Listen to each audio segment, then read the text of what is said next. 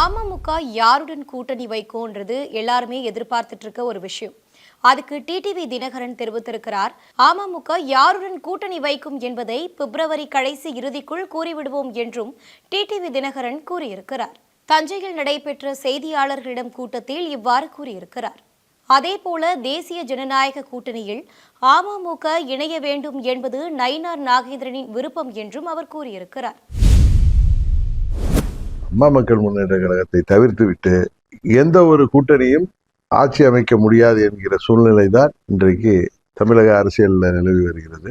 நான் ஏதோ இதை அதீத நம்பிக்கையிலெல்லாம் சொல்லலை. இன்றைக்கு அரசியல் சூழ்நிலை 4 முனை போட்டி வருகின்ற பொழுது அம்மா மக்கள் முன்னேற்ற கழகத்தின் நிலைப்பாடு உறுதியாக இந்த தேர்தலில் வெற்றியை தீர்மானிக்கும் என்று நான் உறுதியாக நம்புகிறேன்.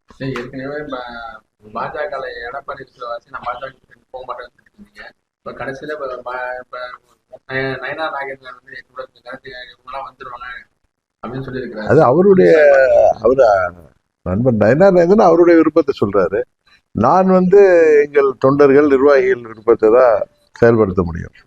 ஓபிஎஸ் கூட கழகத்தை சரி, எப்படி அவரு அறிவிப்பு வரட்டும், அதுக்கப்புறம் பார்க்கலாம்.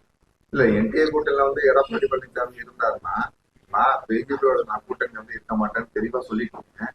ஆனா இப்ப நடந்த செயற்குழு கூட்டத்துல அவர் பெரும்பான்மை அவங்களுக்கு எடப்பாடிக்கு தான் இது பண்ணிருக்காங்க. அமித்ஷா எந்த செயற்குழு இப்ப நடந்த சில அவங்களுக்கு நடத்துற எடப்பாடி திமுக. சரி, அதுல இப்ப பெரும்பான்மை அவர் தான் தேர்ந்தெடுத்திருக்காங்க. அவர்தாங்கிறத அவர் தன்னோட மெஜாரிட்டியா காட்டியிருக்காரு, பிஜேபி காட்டியிருக்காரு.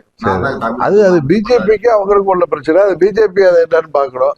நீ எங்களை இதுல அம்மா மக்கள் முன்னேற்ற கழகம் நான் திரும்பி சொல்றேன், திரும்ப சொல்றேன். அம்மா மக்கள் முன்னேற்ற கழகத்தை தவிர்த்து விட்டு எந்த ஒரு கூட்டணியும் ஆட்சி அமைக்க முடியாது. நாங்கள் இடம்பெற போகின்ற கூட்டணி தான் உறுதியாக வெற்றி அடையும்.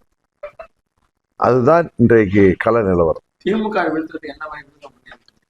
நாங்கள் இடம்பெற போகின்ற கூட்டணி தான் வெற்றி பெறும் நான் சொல்லிட்டேன். அதனால யாரை அதுக்கு அவங்கள வீழ்த்துறதுக்கு இவங்களை வீழ்த்துறதுக்கு எதிரியை வீழ்த்த போறீங்களா இல்ல துரோகத்தை வீழ்த்த போறீங்களான்னு கேட்டா நாங்கள் இடம்பெற போகின்ற கூட்டணி தான் வெற்றி பெறும் என்று சொல்றதுல இருந்து நீங்க புரிஞ்சுக்கணும். இல்லைன்னா இன்னும் ஒரு 1.5 மாசத்துல புரிஞ்சுக்குவீங்கன்னு நினைக்கிறேன்.